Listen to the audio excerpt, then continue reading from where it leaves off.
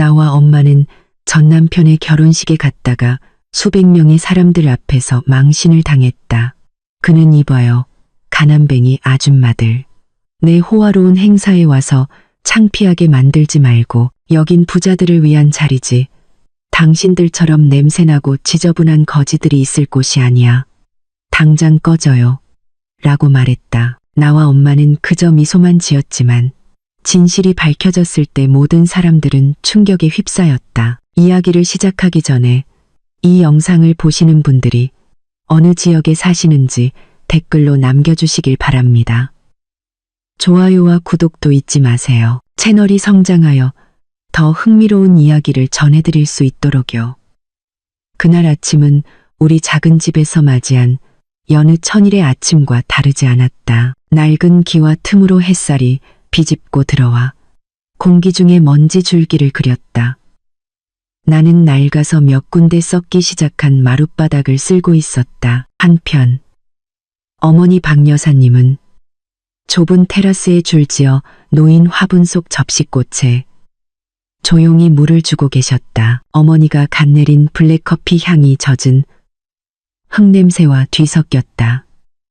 산산조각 난 내 삶에 닻이 되어준 익숙한 향기였다. 1년 전 민준이 나와 이혼한 이후 이 고요함과 반복되는 일상만이 나를 온전하게 지켜주었다. 할아버지가 물려주신 이 집은 내가 어머니의 따스한 미소 덕분에 부서진 마음 조각을 하나씩 다시 맞춰나가는 모습을 말없이 지켜본 증인이었다. 우리는 소박하게, 아주 소박하게 살았다. 어머니는 매일 새벽 시장에 직접 만든 떡을 내다 파셨고 나는 길모퉁이 작은 서점에서 아르바이트를 했다. 우리의 수입은 먹고 전기세를 내기에 빠듯했. 부족하진 않았지만 사치와는 거리가 멀었다. 이 소박함이 민준이 나를 떠난 가장 큰 이유였다. 그는 내가 야망도 없고 비전도 없으며 평생 짐이 될 가난한 집안에서 태어났다고 말했. 그 말은 내가 행복해지려고 할 때마다 나를 찌르는 가시처럼 귓가에 맴돌았다. 우리 집 낡은 나무 대문 앞에서 오토바이 소리가 들리며 정적이 깨졌다. 유니폼을 입은 택배 기사가 반짝이는 금색 리본이 달린 상아색 종이로 포장된 납작한 상자를 들고 내렸다. 그 물건은 칠이 벗겨진 우리 집 앞에서 유난히 낯설고 어울리지 않아 보였다. 택배 기사가 내 이름을 불렀고 나는 망설이며 밖으로 나가 소포를 받았. 손의 쥔이 묵직하고 고급스러웠다. 수령 확인서에 서명을 하자 택배 기사는 나를 이상한 물건과 함께 멍하니 남겨두고 떠났다. 누구한테 온 거니, 나리야? 등 뒤에서 어머니의 목소리가 들렸다. 나는 대답하지 않았다. 금색 리본을 풀 때 손이 떨렸다. 그 안에는 젓갈색 벨벳 상자가 있었다. 불길한 예감이 들었다. 속이 뒤틀리는 예감이었다. 숨을 한 번 크게 들이쉬고 상자를 열었다. 그 안 비단 쿠션 위에는 눈부신 금박 장식이 새겨진 두꺼운 초대장이 놓여 있었다. 우아하면서도 거만한 필체로 두 이름이 적혀 있었다. 민준, 그리고 유라. 내 혈관 속 피가 멎는 듯했다. 숨이 목구멍에서 턱 막혔다. 이건 단순한 초대장이 아니었다. 이건 승리 선언이었다. 내 마지막 보루로 직접 배달된 조롱이었다. 내 전남편 민준이 그의 불륜 상대이자 내 가정을 파탄낸 여자 유라와 결혼한다는 소식이었다. 그들은 그냥 초대장을 보낸 것이 아니라 가장 사치스러운 방식으로 보냈다. 마치 지금의 내 처지가 그들에 비해 얼마나 비참한지 확실히 알려주려는 듯했다. 오랫동안 억눌렀던 분노가 터져나왔다. 파렴치한 인간. 나는 나지막이 읊조렸. 거친 손길로 상자에서 초대장을 꺼냈다. 두꺼운 종이가 손안에서 뻣뻣하게 느껴졌. 생각할 겨를도 없이 나는 그것을 반으로, 다시 내 조각으로, 그리고 형체를 알아볼 수 없는 작은 조각들로 찢어버렸. 나는 그 조각들을 바닥에 던지고 마치 내 상상 속에서 비열하게 웃고 있는 민준의 얼굴을 밟는 것처럼 짓밟았다. 나는 숨을 헐떡였다. 뜨거운 눈물이 눈가에 고이기 시작했. 어머니가 다가와 바닥에 흩어진 초대장 조각들을 알 수 없는 표정으로 바라보셨다. 화를 내지도 놀라지도 않으셨다. 어머니의 얼굴은 평소처럼 차분했다. 어머니는 인내심을 갖고 웅크리고 앉아 종이 조각들을 하나씩 줍기 시작하셨다. 어머니, 그걸 뭐하러 주워요? 나는 쉰 목소리로 물었다. 어머니의 평온함에 좌절감이 밀려왔다. 그냥 버려요. 우린 그런 굴욕적인 자리에 가지 않을 거예요. 그들이 우리에게 상처 주려고 일부러 보낸 거잖아요. 어머니는 모든 조각이 손바닥에 모일 때까지 아무 말도 하지 않으셨. 어머니는 일어나 식탁으로 걸어가더니 마치 퍼즐을 맞추듯 찢어진 조각들을 정성껏 다시 붙이기 시작했다. 나는 믿을 수 없다는 듯 어머니를 쳐다봤. 우린 갈 거다, 나리야. 마침내 어머니가 나지막하지만 단호한 목소리로 말씀하셨다. 어머니는 나를 똑바로 쳐다보셨고 그 눈에는 내가 좀처럼 보지 못했던 빛이 서려 있었다. 분노가 아닌 절대적인 확신이었다. 나는 세차게 고개를 저었다. 아니요, 엄마, 전 안 가요. 가서 뭘 하겠어요? 그들이 우리를 비웃는 걸 보라고요? 민준이 돈 많은 새 아내를 자랑하는 걸 보라고요? 전 못 견뎌요, 엄마. 제 자존심은 이미 그 사람한테 충분히 짓밟렸어요. 이건 더 이상 자존심의 문제가 아니야, 나리야. 어머니가 대답했. 어머니는 날짜와 장소가 적힌 부분을 간신히 맞춰냈다. 그랜드 아너스 호텔. 이 도시에서 가장 화려한 볼룸. 우리 같은 사람들은 꿈도 꿀 수 없는 곳이었다. 우리는 가야 해. 그가 너에게서 훔쳐간 것을 되찾아와야 해. 나는 미간을 찌푸렸다. 그가 뭘 훔쳐갔는데요? 그는 모든 걸 가져갔어요. 제 행복, 제 미래, 제 자신감. 아무것도 남지 않았어요, 엄마. 남은 게 있어. 어머니가 의문스럽게 말했다. 그가 미처 깨닫지 못한 채 너에게서 아주 귀한 것을 가져갔어. 어쩌면 너 자신도 잊어버렸을지도 모르는 것 말이다. 그리고 이제 우리가 그것을 되찾을 때가 됐어. 나는 어머니를 바라보며 주름진 늙은 얼굴에서 답을 찾으려 했었다. 하지만 내가 찾은 것은 오직 확고한 뿐이었다. 지난 1년 동안 어머니는 나의 버팀목이셨. 단 한 번도 나에게 자신의 뜻을 강요하신 적이 없었다. 하지만 이번은 달랐다. 어머니의 말투에는 내가 거절할 수 없는 무언가가 있었다. 마치 오래전부터 계획해온 임무 같았다. 나는 이혼하던 날을 다시 떠올렸다. 민주는 판사 앞에서 나를 경멸적인 시선으로 쳐다봤다. 존경하는 재판장님, 그가 큰 소리로 말했. 저는 이 결혼을 계속할 수 없습니다. 제 아내는 미래에 대한 비전이 없습니다. 허름한 장모님 댁에서 가난하게 사는 것에 만족합니다. 저는 성공 가도를 달리고 있는 남자입니다. 저를 더 높은 곳으로 이끌어줄 수준 맞는 동반자가 필요합니다. 저를 끌어내리는 사람이 아니라요. 판사가 나를 보며 답변을 요구했다. 나는 아무 말도 할 수 없었다. 혀가 굳어버렸다. 그가 한 모든 말은 약간의 진실로 포장된 거짓말이었다.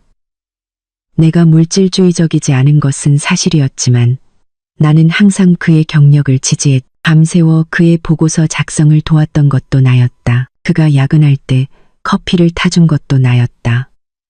하지만 그 모든 것은 유라 앞에서는 아무 의미가 없었다. 그에게 직위와 사치를 약속한 부유한 사업가의 딸. 그때 내 뒤에 앉아 계시던 어머니는 아무 표정 없이 민준을 바라보기만 하셨다. 눈물도 분노도 없었다. 마치 뼛속까지 꿰뚫어보는 듯한 차가운 시선뿐이었다. 나는 어머니도 나처럼 무너졌다고 생각했다. 하지만 지금 이렇게 강경하게 나오시는 모습을 보니 궁금해지기 시작했. 어머니는 대체 무슨 생각을 하고 계신 걸까? 그동안 나에게 무엇을 숨겨오신 걸까? 그날 밤 나는 잠을 이룰 수 없었다. 주례단 위에서 웃고 있는 민준과 유라의 모습이 계속 나를 괴롭혔다. 나는 두려웠다. 사람들의 시선이 그들의 속삭임이 민준의 승리에 찬 미소가 두려웠다. 하지만 다른 한편으로는 어머니의 말씀 때문에 작은 호기심이 자라났다. 훔쳐간 것을 되찾는다. 이게 무슨 의미일까? 복수 계획일까? 하지만 우리 엄마는 복수심에 불타는 분이 아니셨다. 내가 아는 한 가장 인내심이 강한 분이셨다. 무거운 마음으로 나는 결국 항복했다. 어머니의 방으로 걸어갔다. 어머니는 희미한 스탠드 불빛 아래서 성경을 읽고 계셨다. 알았어요, 엄마. 내가 조용히 말했다. 같이 갈게요. 그 결혼식에 갈게요. 어머니는 성경을 닫고 나를 보며 미소 지으셨다. 마음을 편안하게 해주는 미소였다. 하지만 그 뒤에는 거대한 힘이 숨겨져 있음을 느꼈다. 그래야 우리 딸답지. 어머니가 부드럽게 말했다. 두려워하지 마라. 나리야. 엄마가 내 곁에 있을게. 기억하렴. 바람을 씹는 자는 폭풍을 거두게 될 거야. 나는 어머니가 말씀하시는 폭풍이 어떤 것인지 알 수 없었다. 하지만 1년 만에 처음으로 작은 희망의 불꽃을 느꼈다. 어쩌면 이 세상의 정의는 아직 살아있고, 어쩌면 그 폭풍이 민준을 향해 다가오고 있을지도 모른다는 희망이었다. 결혼식 날이 밝았. 마치 온 우주가 민준과 유라의 행복한 날을 축복하는 것처럼 하늘은 쾌청했다. 아이러니하게도 그 맑은 하늘은 나에게 조롱처럼 느껴졌다. 우리 집안의 공기는 무겁고 긴장감이 흘렀다. 나는 아침 식사를 반밖에 먹지 못했다. 반면 어머니는 오늘이 평범한 날인 것처럼 조용히 밥을 다 드셨다. 오후 늦게 출발하자. 행사는 저녁 예배 후에 시작하니까. 어머니가 접시를 치우며 말씀하셨다. 이제 우리 옷을 준비하러 가자. 어머니는 나를 당신 방에 있는 낡은 자개장으로 데려갔다. 그 장에서는 나프탈렌과 추억의 냄새가 났다. 어머니가 장을 열자 그 안에는 우리가 가진 옷 중 가장 좋은 옷 몇 벌이 걸려 있었다. 사실 고급과는 거리가 멀었다. 어머니는 2벌의 원피스를 꺼내셨다. 하나는 나를 위한 파스텔 블루 색상이었고, 다른 하나는 어머니를 위한 흑빛 갈색이었다. 오래된 디자인이었지만 옷감은 여전히 좋았고 바느질도 매우 깔끔했다. 5년 전 사촌 결혼식에 갈 때 입었던 옷이었다. 이것뿐이에요, 엄마? 나는 망설이며 물었다. 민준의 파티에 오는 여성 하객들은 크리스털과 스팽글이 밝힌 화려한 이브닝 드레스를 입고 어쩌면 우리 집 전체보다 비쌀지도 모르는 명품 핸드백을 들고 있을 거라고 상상했다. 이게 뭐 어때서? 깨끗하고 단정하고 예의 바르잖니? 어머니가 원피스 옷감을 어루만지며 대답했다. 옷이 우리를 정의하는 게 아니야, 나리야. 인격이 우리를 결정하는 거지. 그들은 몸에 보석을 걸치게 돌아. 우리는 마음속에 보석을 지니면 돼. 어머니의 말씀에 마음이 조금 놓였다. 우리는 준비를 시작했다. 나는 잠을 설쳐 생긴 다크서클을 가리기 위해 옅게 화장을 했다. 어머니는 입술에 립밤을 살짝 바르고 희끗희끗해 지기 시작한 머리를 단정하게 쪽을 지셨. 거울에 비친 우리의 모습은 도시에서 가장 화려한 결혼 피로연에 가는 것이 아니라 정기적인 동네 기도 모임에 가는 두 모녀처럼 보였다. 우리는 다른 사람들 눈에는 소박함 혹은 촌스러움의 전형이었다. 오후가 되어 좁은 골목길을 나와 대로에서 택시를 잡으려 할 때 비아냥거림이 들려왔다. 입이 험하기로 소문난 우리 이웃 최 여사님이 다른 아주머니들과 함께 집 마루에 앉아 있었다.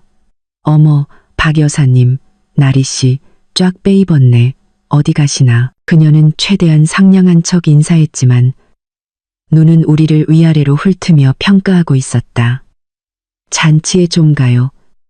최 여사님. 어머니가 미소 지으며 짧게 대답했다. 최 여사님 입가에 냉소가 번졌다. 잔치요?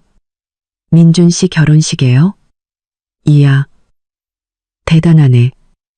아직도 갈 마음이 있다니. 내가 나리 씨라면 쪽팔려서 얼굴도 못 내밀 텐데, 뭐, 그래도 좋지. 이웃끼리 얼굴 보고 지내야지. 그녀의 말은 온통 비꼬는 투였다. 다른 아주머니들이 속삭이기 시작했다. 근데 말이에요. 다른 아주머니가 거들었다. 옷을 왜 저렇게 입었어요? 그러다 경비원한테 쫓겨나요. 파티가 그랜드 아너스 호텔에서 열리잖아요. 하객들은 분명 다 부자일 텐데 얼굴이 화끈거리는 것을 느꼈다. 손을 꽉 쥐었다. 나는 돌아서서 그들에게 소리치고 싶었다. 하지만 내 팔을 잡은 어머니의 손에 힘이 들어갔다. 침착하라는 신호였다. 어머니는 그저 그들을 향해 미소 지으셨. 똑같은 미소, 1000가지 의미를 담은 그 온화한 미소. 알려주셔서 고맙습니다. 우린 그냥 평범한 손님일 뿐이고 중요한 건 좋은 마음이니까요. 어머니가 정중하게 대답하고는 나를 부드럽게 이끌어 길을 계속 갔다. 택시를 타고 가는 내내 나는 창밖만 바라보았다. 번화한 도시의 풍경이 흐릿하게 보였다. 내 머릿속에는 방금 이웃들이 한 말만이 맴돌았. 그 말들은 마치 우리가 그곳에서 마주할 상황을 대변하는 것 같았다. 우리는 구경거리가 될 것이다. 고양이들의 궁전의 길을 잃고 들어온 2마리의 작은 생쥐. 민준이 이 집에서 짐을 싸면서 했던 마지막 말이 다시 떠올랐다. 내 꼴을 봐, 나리. 내 엄마를 보고. 이 다 쓰러져가는 집을 보라고. 당신들은 평생 거지 신세를 면치 못할 거야. 반면에 나는 높이 날아오를 거야. 부자가 되고 존경받는 사람이 될 거고 너는 나를 놓아준 걸 평생 후회하게 될 거야. 그때 나는 울기만 할 수 있었지만 지금은 왠지 모르게 그 말들이 내 안에 무언가를 불태웠다. 더 이상 아픔만이 아니었다. 저항의 불꽃이었다. 나는 옆에 조용히 앉아 계신 어머니를 힐끗 보았다. 어머니는 앞을 똑바로 응시하고 계셨다. 마치 마음은 이미 목적지에 가 있는 듯했다. 마침내 택시가 그랜드 아너스 호텔 로비 앞에 멈췄다. 거대한 기둥과 낮게 매달린 크리스털 샹들리에가 있는 웅장한 건물이었다. 고급 차들이 깔끔하게 줄지어 서 있었고 그 안에서 값비싼 양복을 입은 남자들과 아름다운 드레스를 입은 여자들이 내렸다. 심장이 점점 더 세차게 뛰었. 택시기사에게 차를 돌려 우리 집이라는 안전지대로 데려다 달라고 하고 싶었다. 나는 마른 침을 삼켰다. 엄마, 저 이거 못할 것 같아요. 어머니가 나를 돌아보셨. 어머니는 내 손을 잡아 꽉 쥐셨다. 늙은 손은 따뜻하고 강했다. 엄마 눈을 보렴, 나리야. 어머니가 말했다. 나는 어머니를 바라봤다. 너는 거지가 아니야. 너는 내 딸이다. 오늘 우리는 그에게 진정한 신분이 무엇인지 가르쳐 줄 거야. 자, 이제 고개를 들고 당당하게 걸어 들어가렴. 그 말은 마치 마법의 주문 같았. 새로운 힘이 내 안으로 흘러들어왔다. 두려움이 사라진 것은 아니었다. 하지만 이제 그 두려움은 어머니가 전해준 용기와 균형을 이루었다. 우리는 택시비를 내고 내렸다. 로비 문으로 이어지는 레드카펫 위를 걸을 때 경멸적인 시선들이 즉시 우리를 맞이했다. 경비원들, 다른 하객들, 모두가 우리를 마치 실수인 양 쳐다봤다. 나는 심호흡을 하고 어머니의 손을 더 꽉 잡았다. 우리는 좌우를 둘러보지 않고 계속 걸었. 우리는 민준과 유라의 옥자가 있는 볼룸을 향해 화려한 로비로 들어섰다. 우리는 사자굴로 들어섰다. 가진 것이라고는 소박한 원피스와 나 자신조차 아직 알지 못하는 비밀뿐이었다. 폭풍이 곧 닥쳐올 것이었다. 그랜드 아너스 호텔 볼룸의 거대한 문을 통과하는 순간 세상이 변하는 것 같았다. 나는 나를 위한 것이 아닌 동화 속으로 던져진 기분이었다. 수천 송이의 하얀 장미와 백합이 웅장한 기둥처럼 엮여 고전 명화, 복제품으로 장식된 천장까지 높이 솟아 있었다. 거대한 크리스털 샹들리에가 매달려 빛을 사방으로 반사하며 마치 공중에 떠 있는 수천 개의 다이아몬드처럼 반짝였다. 부드러운 오케스트라의 연주가 샴페인 잔 부딪히는 소리, 그리고 패션 잡지에서 튀어나온 듯한 귀족과 사교계 명사들의 상냥한 웃음소리와 어우러졌다. 값비싼 향수 냄새가 꽃향기, 그리고 끝없이 길게 늘어선 뷔페 테이블에 차려진 호화로운 음식 냄새와 뒤섞였다. 이 모든 사치가 내 눈을 찌르는 듯했. 이것이 이제 민준의 세계였다. 그가 선택한 세계, 나를 배신하며 쫓았던 세계, 그리고 우리 둘, 나와 어머니는 소박한 원피스 차림으로 이 완벽한 그림 속의 오점이었다. 우리의 존재는 즉시 주목을 끌었다. 우리가 들어서는 순간부터 속삭임이 시작되었다. 마치 뱀이 씩씩거리는 소리처럼 한 테이블에서 다른 테이블로 퍼져나갔다.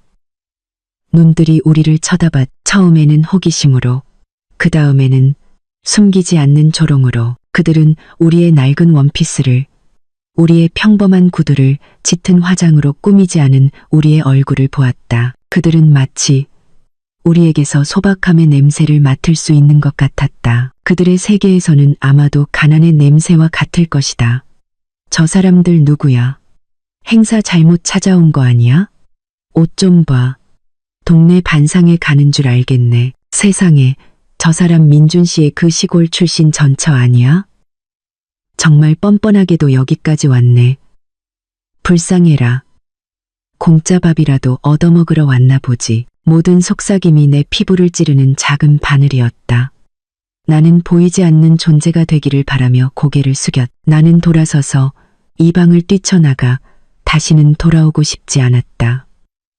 하지만 어머니의 손은 여전히 나를 단단하고 안정적으로 잡고 계셨다. 어머니는 턱을 든 채 등을 곧게 펴고 아무것도 듣지 못하는 것처럼 걸으셨다. 어머니는 길 잃은 거지처럼 걷지 않고 평민들 사이에 변장한 여왕의 평온함으로 걸으셨다. 우리는 얇은 축의금 봉투를 내기 위해 접수대로 향했다. 그곳의 직원은 우리를 곁눈질로 쳐다보며 마치 더러운 것을 만지기 싫다는 듯 손끝으로 봉투를 받았다. 나는 그가 상자 안에 이미 쌓여있는 리본 장식이 달린 두툼한 봉투들과 우리의 소박한 갈색 봉투를 비교하는 것을 볼 수 있었다. 화려한 주례단 위에서 우리를 처음 발견한 것은 유라였다. 주례단 자체는 동화 속 나라의 옥자처럼 하얀 꽃과 스포트라이트로 가득 차 있어 그녀와 민준을 관심의 중심으로 만들었. 나는 활짝 피었던 유라의 미소가 순식간에 사라지는 것을 보았다. 그녀의 입술은 얇아졌고 눈은 증오로 가늘어졌다. 그녀는 민준의 팔을 툭 치며 턱으로 우리 쪽을 가리키며 속삭였다. 민준은 그녀의 시선을 따라왔고 그리고 그의 눈이 나와 마주쳤다. 아주 잠깐 나는 그의 얼굴에서 놀라움을 보았다. 아마도 그는 우리가 정말로 올 것이라고는 믿지 않았을 것이다. 하지만 그 놀라움은 금세 분노로 바뀌었다. 한때 내가 항상 숭배했던 그의 잘생긴 얼굴은 이제 잔인함의 가면으로 굳어졌다. 그가 하객들에게 뿌리던 미소는 이제 사라지고 차가운 냉소로 바뀌었다. 그는 주례단에서 내려왔다. 그의 발걸음은 단호하고 빨랐다. 그의 값비싼 가죽 구두가 대리석 바닥에 부딪히며 울리는 소리는 마치 재앙의 도래를 알리는 신호 같았. 그의 길을 막고 있던 하객들은 그가 뿜어내는 분노의 기운을 느끼고 비켜섰다. 오케스트라 연주가 흔들리기 시작했다. 마치 연주자들도 무언가 잘못되었다는 것을 감지한 듯했다. 그는 우리 바로 앞에 멈춰섰. 너무 가까워서 그의 값비싼 향수 냄새를 맡을 수 있을 정도였다.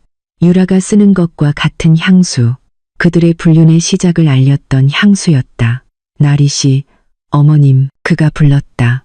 그의 목소리는 나지막하고 위험했다. 역겨운 위선으로 뒤덮여 있었다.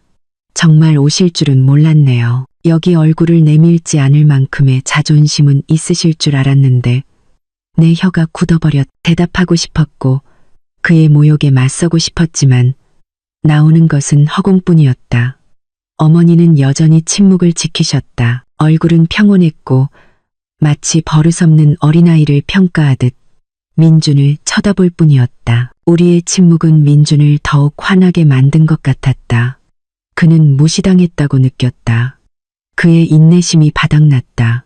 갑작스러운 움직임으로 그는 사회자가 서 있던 작은 무대로 빠르게 걸어가 그의 손에서 마이크를 빼앗았다. 사회자는 놀라서 아무것도 할 수 없었다. 민준은 마이크를 2번 두드렸다. 툭툭 하는 큰 소리가 방 전체에 울려 퍼지며 음악이 완전히 멈췄다. 모든 대화가 중단되었다. 이제 천쌍의 눈이 민준에게 그리고 우리에게로 향했다. 우리는 방 한가운데 서서 수치스러운 관심의 중심이 되었다. 주목해 주십시오. 민준이 마이크에 대고 소리쳤다. 그의 목소리는 웅장한 벽에 울려 퍼졌다. 그의 얼굴은 분노와 오만으로 붉어졌다. 소란을 피워 죄송합니다. 그가 냉소적인 어조로 말을 이었다. 초대받지 않은 손님이 제 파티에 잠입한 것 같습니다. 아마 여기가 무료 급식소인 줄 알았나 보죠. 몇몇 구석에서 작은 웃음소리가 들리기 시작했다. 배가 쥐어짜이는 것 같았다. 민준은 우리를 향해 검지를 똑바로 겨눴다. 그 손가락은 내 심장을 꿰뚫을 준비가 된 창끝처럼 느껴졌다. 이봐요, 가난뱅이들. 그의 목소리는 증오로 가득 차 우렁차게 울렸다. 내 호화로운 행사에 와서 창피하게 만들지 말고 주위를 둘러보세요. 그는 꽃장식, 뷔페 테이블, 그리고 화려하게 차려입은 하객들을 가리켰다. 이 행사는 부자들을 위한, 품격 있는 사람들을 위한 자리입니다. 당신들처럼 냄새나고 지저분한 거지들이 있을 곳이 아니에요. 모든 단어가 딱이었다. 거지, 가난뱅이, 냄새나는. 그가 예전에 우리가 다툴 때 내 귓가에만 속삭였던 모든 별명들을 이제 온 세상에 공표하고 있었다. 내 눈물이 마침내 뺨을 타고 흘러내렸다. 시야가 흐려졌다. 이제 하객들의 웃음소리가 더 커지는 것을 들을 수 있었다. 그들은 우리를 비웃고 나의 고통을 비웃었다. 나는 힘을 얻기 위해 어머니를 바라보았고 그리고 놀랐다. 어머니는 울고 계시지 않았. 두려워하거나 부끄러워하는 기색도 없었다. 우리 인생 최악의 굴욕 속에서 어머니는 오히려 미소를 짓고 계셨다. 아주 엷어서 거의 보이지 않는 미소, 평온한 미소였다. 마치 이 모든 일이 일어날 것을 예상하셨다는 듯이. 마치 이 모든 것이 계획의 일부인 것처럼. 왜 딸의 마음이 산산조각 나고 있는데 어머니는 미소 지을 수 있는 걸까? 여기 와서 맛있는 거나 먹고 내 파티에서 구걸이나 할 생각이었나? 민주는 자신의 권력에 취해 계속해서 막말을 쏟아냈다. 착각하지 마. 당신들이 있을 곳은 길바닥이지 이런 5성급 호텔이 아니야. 그는 마이크를 바닥에 내던져 큰 쿵 소리를 냈다. 경비. 그가 목이 쉬어라 소리쳤다. 이거지 2명 당장 내 파티에서 끌어내. 필요하면 질질 끌어서라도 내보내라고. 당장 검은 제복을 입은 건장한 경비원 2명이 문 쪽에서 움직이기 시작했다. 그들은 우리에게 다가왔. 그들의 얼굴은 평평하고 무감정했다. 이것이 절정이었다. 이것이 마지막 모욕이었다. 우리는 수백 명의 비웃는 사람들 앞에서 쓰레기처럼 끌려나갈 것이다. 나는 더 이상 볼 수 없어 눈을 감았다. 거친 손들이 나를 만지기를 그저 체념하고 기다릴 수밖에 없었다. 시간은 느리게 흐르는 것 같았. 다가오는 경비원들의 발소리가 내 귀에는 사형 집행의 북소리처럼 들렸. 수백 명의 시선이 내 피부를 태우는 것을 느낄 수 있었다. 나는 어머니의 원피스 소매를 더 꽉 잡았다. 몸이 심하게 떨렸다. 이것이 모든 것의 끝이었다. 내 자존심이 남김없이 완전히 벗겨질 순간 나는 그들이 우리를 밀칠 때 어머니가 넘어지지 않기만을 바랐다. 하지만 거친 손길은 결코 오지 않았. 대신 그 긴장된 침묵 속에서 크고 위험 있는 목소리가 터져 나왔다. 잠깐 멈춰. 그 목소리는 너무나 강력하고 권위가 있어서 2 경비원은 그 자리에서 얼어붙은 듯 즉시 걸음을 멈췄다. 나는 망설이며 눈을 떴다. 방 안의 모든 사람들이 목소리의 출처를 찾으며 혼란스러워 보였다. 그들의 시선은 이내 주례단에서 가장 가까운 VIP 테이블로 향했다. 그곳에서 당당한 풍채의 중년 남성이 갑자기 일어섰다. 그가 앉아있던 의자가 뒤로 넘어져 큰 소리를 냈다. 그 남자는 방 안에서 가장 비싼 양복을 입고 있었다. 평소 침착하고 권위 있던 그의 얼굴은 이제 창백했다. 그의 눈은 엄청난 충격과 공포로 휘둥그레졌다. 그 남자는 바로 유라의 아버지 김진태 회장이었다. 이 나라에서 가장 존경받는 부동산 재벌, 이제 민준의 장인이 된 사람이었다.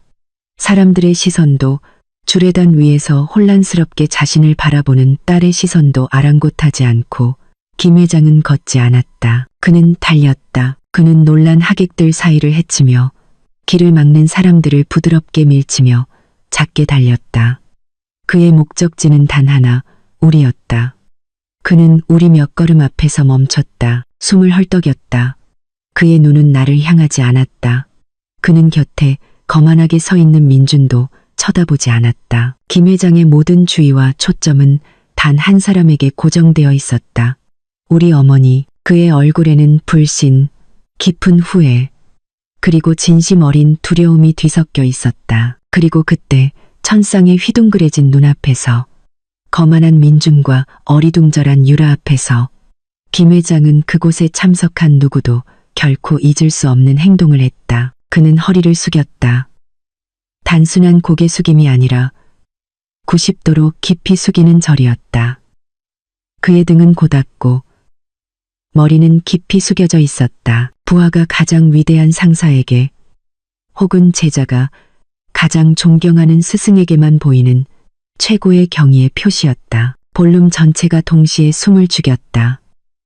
그가 다시 몸을 일으켰을 때 그의 목소리는 떨렸지만 주변 사람들이 들을 수 있을 만큼 컸다. 회장님. 그 호칭은 화려한 결혼식 장식 사이에서 기묘하게 울려 퍼졌다. 죄송합니다. 직접 오실 줄은 정말 몰랐습니다. 왜 제게 전화를 하지 않으셨습니까? 세상에, 이렇게 망신스러운 환대를 해드리다니. 용서하십시오. 그는 어머니를 맞이하려 한 걸음 더 다가섰지만 마치 어머니를 만지는 것이 두려운 듯 망설였다. 어떻게 이렇게 서 계실 수가 있습니까? 이 혼잡한 곳에 제가 문 앞에서 직접 모셨어야 했습니다. 귀빈석에 앉아 계셔야 했습니다. 세상에, 제가 큰 실수를 저질렀습니다. 내 주위에 세상이 멈춘 것 같았다. 내 뇌는 방금 보고 들은 것을 처리할 수 없었다. 회장님, 우리 어머니 매일 아침 떡을 만들고 낡은 집 마당을 쓰는 박 여사님, 어떻게 가능할까? 나는 어머니를 보고 김 회장을 보고 다시 어머니를 보았다. 어머니는 여전히 평온한 표정으로 마치 이것이 당연한 일인 것처럼 가만히 계셨다. 침묵은 민준의 더듬거리는 목소리에 깨졌다. 방금 전 분노로 붉어졌던 그의 얼굴은 이제 시체처럼 창백했다. 그의 승리에 찬 미소는 사라지고 뚜렷한 혼란과 두려움으로 대체되었다. 회장님, 그가 불렀다. 그의 목소리는 약하고 자신감이 없었. 분명 사람을 잘못 보신 겁니다. 이거지들을 아십니까? 더 이상 참을 수 없었던 유라가 주례단에서 뛰어내려왔. 그녀의 값비싼 웨딩드레스가 바닥을 쓸었다. 그녀는 공황 상태에 빠져 아버지의 팔을 잡아당겼다. 아빠, 뭐 하시는 거예요? 창피하게 왜 이래요? 사람 잘못 보셨다니까요. 이 여자는 그냥 나리, 민준 씨의 아무것도 없는 전처 엄마일 뿐이라고요. 아빠, 정신 차려요. 김 회장은 딸의 손을 거칠게 뿌리쳤다. 그리고는 몸을 돌려 민준을 마주했다. 어머니에게 존경심을 보이던 그의 눈은 이제 맹렬한 분노로 불타올랐다. 그의 얼굴은 붉어졌고 목에 핏대가 섰다. 거지? 그가 으르렁거렸다. 그의 목소리는 천둥처럼 울려 퍼져 나를 포함한 모든 사람을 깜짝 놀라게 했다. 입 닥쳐, 민준. 정신 못 차린 건 너야. 감히 내 더러운 입을 놀려 이분을 모욕해? 김 회장의 숨이 가빠졌다. 그는 마치 시선만으로 그를 산채로 불태워버릴 듯이 민준을 뚫어지게 쳐다봤. 네가 뭔데? 내 이 화려한 파티가 대단하다고 생각해? 그가 위협적인 낮은 목소리로 물었다. 너는 아무것도 아니야. 그리고 그는 잠시 말을 멈추고 민준의 세계를 파괴할 폭탄을 터뜨리기 전에 심호흡을 했다. 너는 네가 방금 모든 사람 앞에서 모욕한 이 여인이 누구인지조차 모르지. 그렇지? 그 질문은 공중에 매달렸다. 평범한 질문이 아니라 사형 선고였다. 민주는 그저 천천히 고개를 저을 수밖에 없었다. 그의 눈에는 순수한 공포가 서려 있었다. 그는 자신이 실수를 저질렀다는 것을 깨닫기 시작했다. 작은 실수가 아니라 그의 인생 전체를 바꿀 치명적인 실수였다. 그리고 그 모든 혼란 속에서 나는 그저 어머니를 바라볼 수밖에 없었다. 내가 지금까지 소박한 모습으로만 알고 있던 여인이 이제 신비로운 회장님으로 조용히 서 계셨다. 김진태 회장의 수사적인 질문은 얼어붙은 공기 중에 무겁고 치명적으로 마치 떨어질 준비가 된 사형 집행인의 도끼처럼 매달려 있었다. 웃음과 음악으로 시끌벅적했던 방은 이제 쥐 죽은 듯 조용했다. 너무나 조용해서 가슴 속에서 미친 듯이 뛰는 내 심장 소리가 들릴 정도였다. 조롱의 눈빛으로 우리를 쳐다보던 천쌍의 눈은 이제 창백해진 민준, 분노한 김 회장, 그리고 폭풍의 중심에 조용히 서 있는 우리 어머니 사이를 오갔다. 볼룸의 분위기는 완전히 바뀌었다. 더 이상 파티의 분위기가 아니었다. 곧 판결이 내려질 법정의 분위기였다. 민주는 돌처럼 굳어서 있었. 입을 살짝 벌린 채 마치 누군가에게 배를 한 대 맞은 것처럼 숨을 헐떡였다. 그가 항상 자랑스러워했던 잘생긴 얼굴은 이제 순수한 혼란과 공포로 그려진 텅 빈 캔버스였다. 그는 어머니를 쳐다보며 자신이 그동안 모욕했던 거지의 흔적을 찾으려 했었다. 그러나 아무것도 찾지 못했다. 오직 절대적인 평온함. 그가 이전에는 결코 깨닫지 못했던 어머니의 눈 속 깊은 곳만이 있을 뿐이었다. 무슨 말씀이십니까? 회장님? 민준이 속삭였다. 그의 목소리는 거의 들리지 않았다. 대체 누구십니까? 김 회장은 마치 그토록 위대한 이름을 말하기 위해 힘을 모으는 것처럼 긴 숨을 들이마셨다. 그는 더 이상 민준을 쳐다보지 않았다. 대신 그는 살짝 몸을 돌려 어머니를 향해 다시 고개를 숙였다. 마치 말할 허락을 구하는 것 같았다. 어머니는 거의 눈에 띄지 않는 작은 끄덕임으로만 답하셨다. 허락을 받은 김 회장은 몸을 곧게 펴고 방 안의 모든 하객들을 바라보았다. 이제는 더 차분해졌지만 여전히 감정으로 떨리는 그의 목소리가 방 구석구석에 선명하게 들렸다. 모두 잘 들으시오. 그가 외쳤다. 우리 앞에 서 있는 이분, 방금 제 사위에게 가장 비열한 말로 모욕을 당한 이분은 그는 살인적인 눈빛으로 민준을 쳐다보며 잠시 말을 멈췄다. 대한그룹의 창립자이자 최대 주주이신 박선의 회장님이십니다. 대한그룹이라는 이름은 충격파처럼 하객들 사이에 퍼져나갔다. 사방에서 즉시 속삭임이 들려왔다. 나 자신도 숨을 헛들이켰다. 대한그룹. 사업이 전국, 심지어 동남아시아까지 뻗어있는 거대 재벌 기업, 광업, 부동산, 금융, 미디어에 이르기까지 모든 곳에 계열사가 있는 회사. 소유자가 대중 앞에 거의 모습을 드러내지 않아 실제 인간이라기보다는 전설에 가까운 신비로운 회사. 나는 믿을 수 없다는 듯 어머니를 쳐다봤다. 우리 엄마가 박선의 회장님, 대한그룹의 소유주. 이건 불가능했다.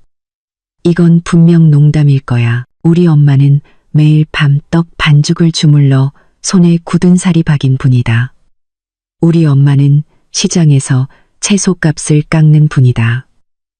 어떻게 그분이 그 전설적인 인물일 수 있단 말인가? 마치 모든 사람의 의심을 읽을 수 있다는 듯 김 회장은 말을 이었다. 믿기 어려우시다는 것 압니다. 회장님께서는 사생활을 철저히 지키시고 매우 소박하게 생활하시는 것으로 유명하시죠. 하지만 저는 압니다. 제 회사인 진태건설이 지금처럼 성장할 수 있었던 것은 단 한 가지 이유. 바로 대한그룹의 자금 지원과 신뢰 덕분이었습니다. 제 회사 지분의 70%를 그분의 회사가 소유하고 있습니다. 그 발언은 두 번째 폭탄이었고 그 폭발력은 훨씬 더 강력했다.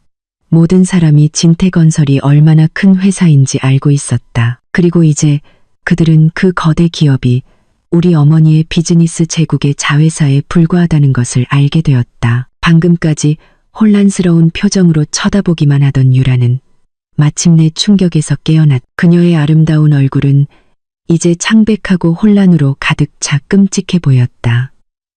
그녀는 비틀거리며 아버지에게 다가갔다. 아빠, 거짓말이죠? 이거 다 연기잖아요. 그렇죠? 그녀가 흐느꼈다. 목소리가 떨렸다. 아빠가 민준 씨한테 화나서 우리 가족 망신 줬으니까 일부러 이런 드라마 꾸민 거죠? 그렇죠? 아니라고 말해줘요. 김 회장은 슬픈 눈으로 딸을 쳐다봤다. 유라야, 내 딸아, 아빠도 이게 다 거짓말이었으면 좋겠구나. 하지만 이게 우리의 현실이다. 우리 가족, 우리가 가진 모든 부는 내가 방금, 그리고 내 남편이 거지라고 부른 저분의 자비 아래에 있단다. 유라는 마치 세게 뺨을 맞은 것처럼 비틀거리며 뒤로 물러섰다. 그녀는 나와 어머니를 쳐다봤고 눈은 공포로 휘둥그레졌다. 그녀가 알던 세계, 그녀가 공주였던 세계가 눈앞에서 산산조각 났다. 그녀는 자신이 살던 궁전이 자신이 모욕한 거지의 땅 위에 지어졌다는 것을 깨달았다. 소리 없이 유라의 눈이 뒤로 넘어가고 값비싼 웨딩드레스로 감싸인 그녀의 몸이 대리석 바닥으로 쓰러졌다. 그녀는 기절했다. 몇몇 여자 친척들이 즉시 그녀를 둘러싸고 깨우려 했지만 방 안의 주된 관심은 더 이상 기절한 신부에게 쏠리지 않았다. 모든 사람의 관심은 이제 한 곳에 고정되었다. 바로 우리 어머니에게. 우리를 비웃던 하객들은 이제 완전히 다른 눈빛으로 우리를 쳐다봤. 그들의 눈에는 두려움, 경외감, 그리고 깊은 후회가 서려 있었다. 거만하게 앉아있던 대기업 총수들은 이제 자리에서 불안해 보였다. 몇몇은 심지어 휴대폰을 꺼내기 시작했다. 아마도 대한그룹과 관련된 모든 프로젝트를 알아보기 위해 비서에게 연락하려는 것이리라. 순식간에 이 방에서 우리의 지위는 바뀌었다. 두 마리의 생쥐에서 우리는 잠자는 두 마리의 용으로 변모했다. 그 혼란 속에서 민주는 마침내 무너졌다. 그의 다리는 더 이상 몸을 지탱할 수 없었다. 그는 차가운 바닥에 무릎을 꿇었다. 정확히 어머니가 서 계신 곳과 유라가 기절해 누워있는 곳 사이에 그는 어머니를 쳐다봤다. 그의 얼굴은 식은땀과 뒤늦은 후회의 눈물로 젖어 있었다. 어머님, 박 회장님. 그가 쉰 목소리로 불렀. 죄송합니다. 어머님, 제가 몰랐습니다. 정말 몰랐습니다. 제가 바보였습니다. 재물에 눈이 멀었습니다. 제발 용서해 주십시오. 그는 기어서 다가가 어머니의 원피스 자락이라도 잡으려는 듯했지만 어머니의 차가운 시선에 멈칫했다. 우리가 도착한 이후 처음으로 어머니가 마침내 입을 여셨다. 목소리는 크지도 화나지도 않았다. 목소리는 차분하고 단조로웠다. 하지만 그 볼륨의 정적 속에서 어머니의 목소리는 아까 민준의 외침보다 더 크게 울려 퍼졌다. 민준 군. 어머니가 불렀다. 일어서게. 그렇게 무릎 꿇지 마. 자네는 더 이상 내 사위가 아니니까. 그렇게 차분하게 내뱉은 그 말은 오히려 뺨을 때리는 것보다 더 고통스럽게 느껴졌다. 민주는 떨면서도 일어서지 못했다. 어머니는 이내 시선을 아까부터 조각상처럼 뻣뻣하게 서 있던 김 회장에게로 돌리셨다. 김 회장님. 어머니가 말했다. 당신의 경의는 고맙지만 저는 그것을 받으러 온 것이 아닙니다. 그럼 무엇 때문에 오셨습니까? 회장님, 김 회장이 두려움 가득한 목소리로 물었다. 어머니는 엷은 미소를 지으셨다. 아까 우리가 모욕당했을 때와 같은 미소. 이제야 내가 이해하게 된 그 미소는 체념의 미소가 아니라 손에 모든 승리 카드를 쥐고 있는 사람의 미소였다. 저는 하객으로 온 것이 아닙니다. 어머니가 말했다. 어머니의 시선은 이제 여전히 바닥에 꿇어앉아 있는 민준에게 다시 향했다. 결혼 선물을 주러 왔습니다. 어머니가 말한 선물이라는 단어는 죽음의 종소리처럼 들렸다. 그 단어는 말로 표현되지 않은 위협으로 가득 찬 채 정적 속에서 울려 퍼졌다.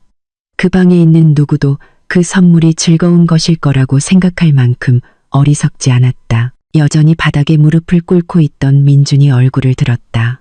그의 젖은 얼굴에는 창백한 땀과 눈물이 뒤섞여 있었다. 그의 표정은 절망적인 희망과 엄청난 두려움이 교차했다. 그는 아마도 그 선물이 용서일 것이라고 기대했을 것이다. 얼마나 순진한가. 어머니는 그를 더 이상 쳐다보지도 않았다. 어머니의 시선은 자신의 운명이 결정되기를 뻣뻣하게 서서 기다리는 김 회장에게 똑바로 향했다. 김 회장님. 어머니의 목소리는 여전히 단조롭고 감정이 없었. 남해안에 건설될 대한 스마트시티 개발 프로젝트를 기억하시겠지요? 당신 회사의 가장 위대한 걸작이 될 프로젝트 말입니다.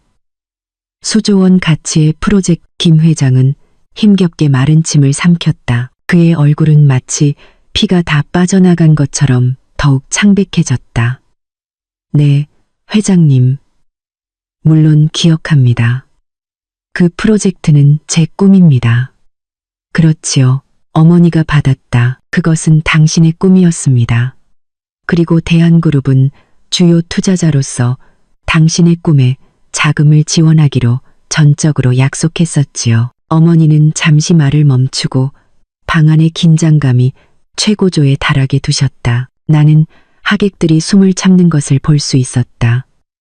그들 중 다수는 그 정도 규모의 프로젝트가 어떤 의미인지 정확히 이해하는 사업가들이었을 것이다. 수조 원짜리 프로젝트를 잃는 것은 단순히 재정적 손실이 아니었다. 그것은 회사에 대한 종말 선고였다. 그리고 나서 매우 명확하고 차갑게 내뱉은 몇 마디 말로 어머니는 그 꿈을 산산조각 내셨다. 그 프로젝트 취소하겠습니다. 이전까지 방이 조용했다면 이제는 마치 모든 공기가 빨려나간 것 같았다. 그 결정은 너무나 최종적이고 절대적이었다. 조금의 망설임도 없이 선언되었다. 김 회장은 비틀거리며 뒤로 물러섰다. 그는 마치 심장마비를 일으킨 것처럼 가슴을 움켜쥐었다. 회장님, 제발 그러지 마십시오. 그가 절규했다. 대기업 총수로서의 모든 자존심과 위엄은 이제 사라졌다. 그는 앞으로 나섰다. 두 손을 가슴 앞에 모아 애원하는 자세를 취했다. 제발, 회장님, 이러지 마십시오. 그 프로젝트는 제 인생이고 제 모든 직원들의 삶입니다. 그 프로젝트가 취소되면 제 회사는 망합니다. 산산조각이 날 겁니다. 김 회장의 얼굴은 이제 눈물로 젖어 있었다. 그렇게 막강한 재벌 총수가 호화로운 볼룸 한가운데서 울며 애원하는 모습은 초현실적이었다. 친척들의 도움으로 막 정신을 차리기 시작한 유라는 위풍당당하던 아버지가 이제 너무나 연약하고 절망적으로 보이는 것을 보고 다시 공포에 질려 눈을 크게 떴다. 어머니는 김 회장을 아무런 동정심 없이 쳐다보셨다. 당신 사위가 당신의 주요 사업 파트너를 공개적으로 모욕하도록 내버려 두기 전에 당신 직원들의 운명을 생각했어야지요. 어머니가 차갑게 대답했다. 당신 딸에게 사람을 외모가 아닌 인격으로 판단하도록 가르쳤어야 했습니다. 알고 있습니다, 회장님. 제가 잘못했습니다. 제 잘못을 인정합니다. 김 회장은 더 이상 자신의 이미지에 신경 쓰지 않았다. 그는 민준을 따라 무릎을 꿇을 준비까지 되어 있었다. 무엇이든 하겠습니다. 제 실수를 만회하기 위해 무엇이든 하겠습니다. 제발 한 번만 더 기회를 주십시오. 어머니는 한 손을 들어 무릎을 꿇으려는 김 회장을 멈추셨다. 어머니는 잠시 침묵하시며 무언가를 고려하는 듯했다. 방은 다시 조용해졌다. 모두가 긴장하며 기다렸다. 좋습니다. 어머니가 마침내 말했. 아마 한 가지 방법이 있을 겁니다. 김 회장의 얼굴에 희미한 희망의 빛이 나타났다. 그게 무엇입니까, 회장님? 말씀만 하십시오. 제가 하겠습니다. 어머니는 그를 뚫어지게 쳐다보셨다. 그리고 시선은 두려움에 찬 유라에게로, 마지막으로 희망에 가득 차 고개를 든 민준에게로 향했다. 그 프로젝트는 계속하는 것을 고려해 볼 수 있습니다. 어머니가 조용히 말했다. 단, 한 가지 조건이 있습니다. 조건이 무엇입니까, 회장님? 이 결혼. 어머니가 턱으로 화려한 주례단을 가리켰다. 지금 당장 취소해야 합니다. 그 조건은 청천벽력 같았다. 잔인하고 직설적이며 협상의 여지를 주지 않았다. 어머니는 김 회장의 손에 불가능한 선택지를 쥐어주셨다. 평생을 바쳐 일군 회사를 구하든지 아니면 사기꾼과 맺어진 지 몇 시간밖에 안 된 딸의 결혼을 구하든지. 민주는 절망적으로 비명을 질렀다. 안 됩니다, 회장님. 제발 그러지 마세요. 그는 부로 향하는 자신의 황금 티켓이 이제 불타버릴 위기에 처했다는 것을 깨달았다. 그는 나를 향해 재빨리 기어왔다. 그 모욕 이후 처음으로 그는 증오가 아닌 완전한 절망의 눈으로 나를 쳐다봤다. 나리야, 나리야, 제발 나 좀 도와줘. 그가 흐느끼며 내 손을 잡으려 했지만 나는 재빨리 손을 뺐다. 나리야, 어머니께 말씀드려줘. 나를 용서해달라고. 내가 잘못했어, 나리야. 내가 잘못한 거 알아. 우리 다시 합칠 수 있어, 나리야. 처음부터 다시 시작할 수 있다고. 사랑해, 나리. 항상 널 사랑했어. 그 말들은 내 귀에 독처럼 느껴졌다. 사랑해. 궁지에 몰렸을 때 그 말이 얼마나 쉽게 그의 입에서 나오는지, 그가 다른 여자를 위해 나를 버렸을 때 그 사랑은 어디에 있었나? 그가 몇 분 전에 나에게 가난뱅이 거지라고 소리쳤을 때 그 사랑은 어디에 있었나? 지금까지 나는 어머니가 모든 것을 주도하시도록 조용히 내버려 두었다. 나는 이 복수극의 관객일 뿐이었다. 하지만 이제 이 남자가 가짜 사랑을 구걸하며 자신을 더욱 비참하게 만들려고 할 때 내 안에 무언가가 일어섰다. 오랫동안 잠재되어 있던 힘. 나는 여전히 애원하는 눈으로 나를 쳐다보는 민준을 보았다. 더 이상 증오를 느끼지 않았다. 내가 느낀 것은 오직 연민과 혐오뿐이었다. 민준 씨, 내가 말했다. 내 자신의 목소리에 나도 놀랐다.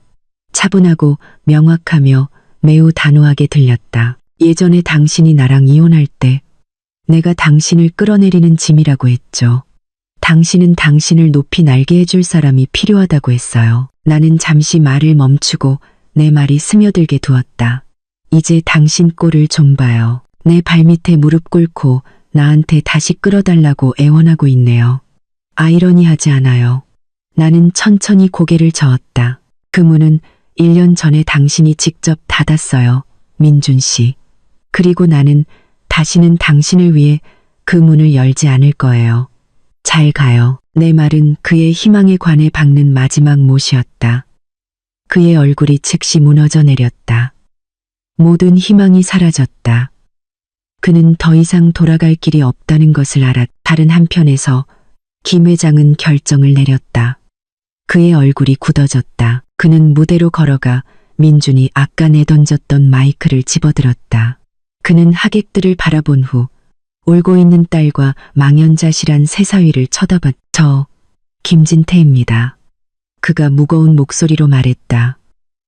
이 자리에서 제 딸 김유라와 민준의 결혼이 공식적으로 취소되었음을 선언합니다. 그 선언은 완전한 침묵으로 이어졌다가 마침내 방 전체에서 속삭임과 웅성거림이 들려왔다. 올해 가장 화려했던 파티는 역사상 가장 빠른 이혼 드라마로 변해버렸다.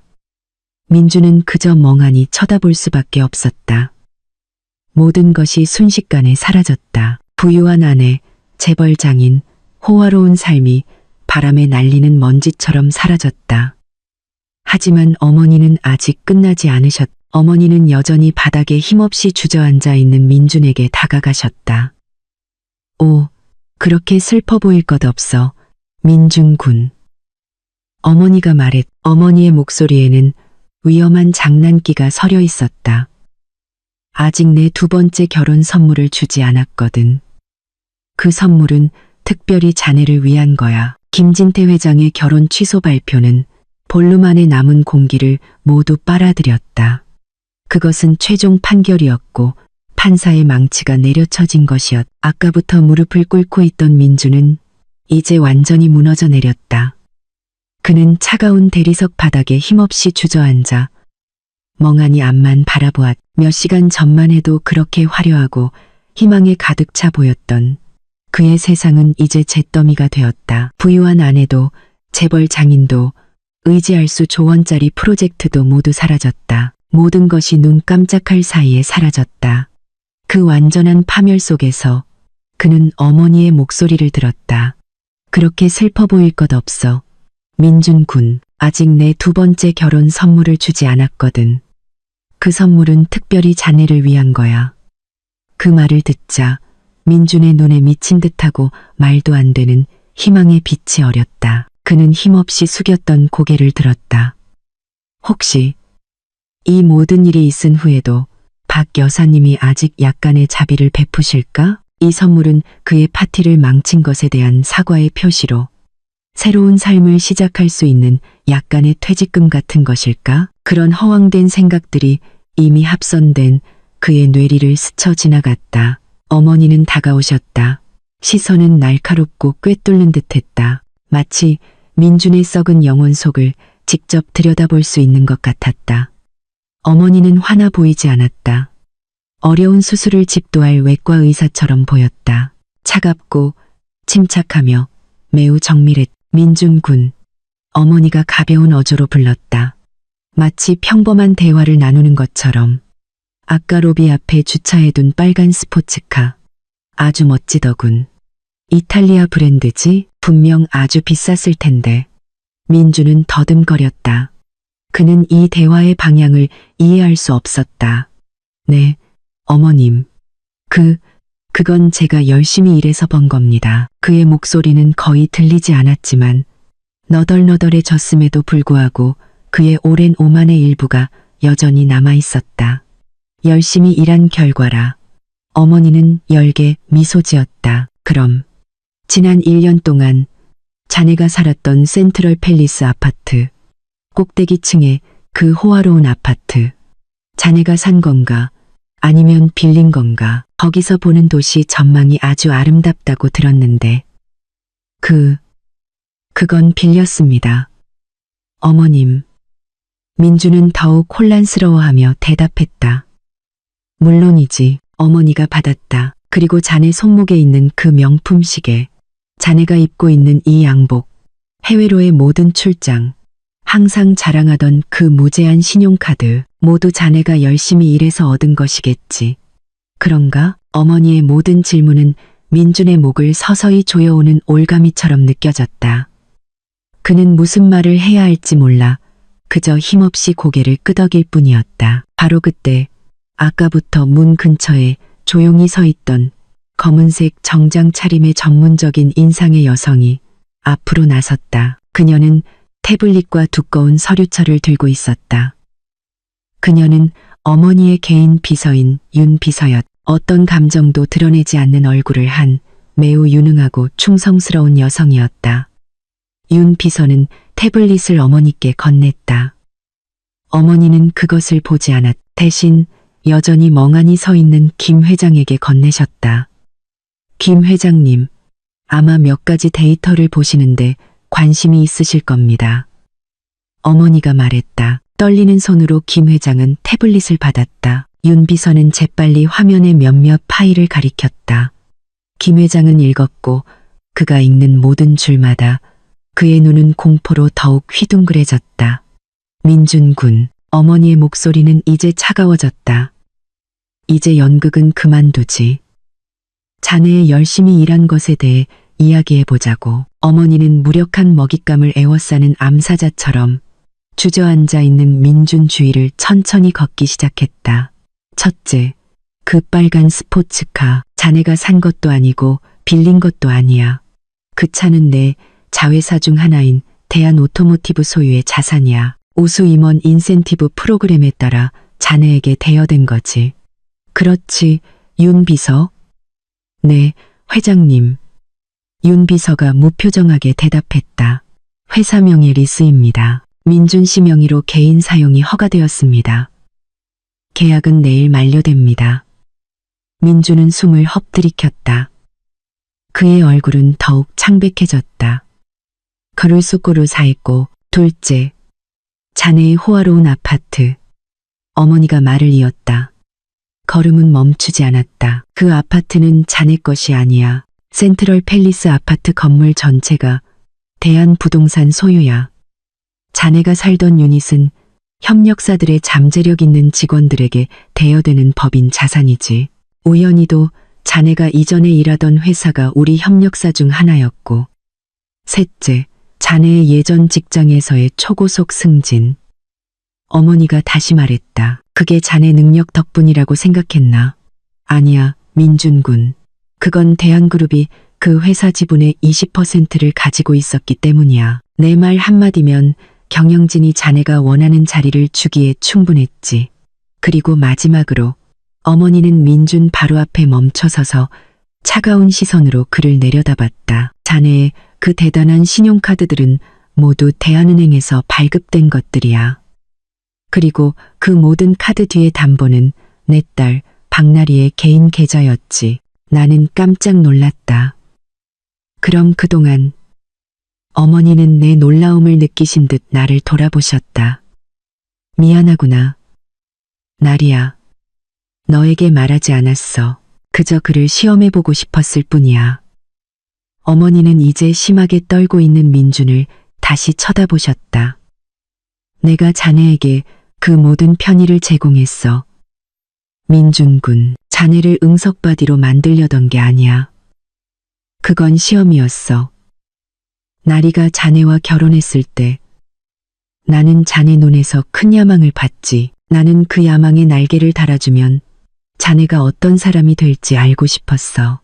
나는 자네에게 좋은 낚싯대와 미끼를 주었지. 자네가 그 낚싯대를 사용해 가족을 부양하기 위해 물고기를 잡을지 아니면 더 큰 악어를 낳기 위해 가족을 버릴지 보고 싶었어. 어머니는 웅크리고 앉아 민준의 얼굴과 눈높이를 맞추셨다. 그런데 자네는 그보다 더 최악이었어. 가족을 버렸을 뿐만 아니라 자네에게 낚싯대를 준 그 작은 물고기를 산채로 잡아먹으려고 했지. 민준은 더 이상 말을 잇지 못하고 흐느껴 울었. 진실은 그가 감당하기에는 너무나 잔인했다. 그의 모든 삶, 지난 1년간의 모든 자부심이 결국 자신이 버린 여자의 어머니가 만들어낸 환상에 불과했다는 것. 그는 왕자가 아니었다. 그는 박 여사님의 거대한 실험실 안의 실험용 쥐에 불과했다. 어머니는 다시 일어서셨다. 그래서 내 두 번째 결혼 선물로 어머니는 끔찍할 정도로 가벼운 어조로 말했다. 내가 자네를 이 모든 가짜 사치의 부담에서 해방시켜주지. 어머니는 윤 비서에게 신호를 보냈다. 그녀는 즉시 태블릿 화면을 넘겨 몇 번의 터치를 했다. 윤 비서, 어머니가 명령했다. 대한 오토모티브에 연락해서 저 빨간 스포츠카를 이 호텔 로비에서 당장 견인해 가라고 하게. 이미 처리되었습니다. 회장님, 팀이 이동 중입니다. 윤 비서가 대답했다. 박나리 씨 계좌로 담보된 민준 씨 명의의 모든 신용카드를 차단하게. 이미 차단되었습니다. 회장님, 지금 이 시간부로 효력이 발생합니다. 센트럴 팰리스 관리실에 연락해서 펜트하우스 37A호의 출입 코드를 변경하게. 이전 소유주는 오늘 자정부터 더 이상 출입 권한이 없다고 전하게. 확인되었습니다. 회장님.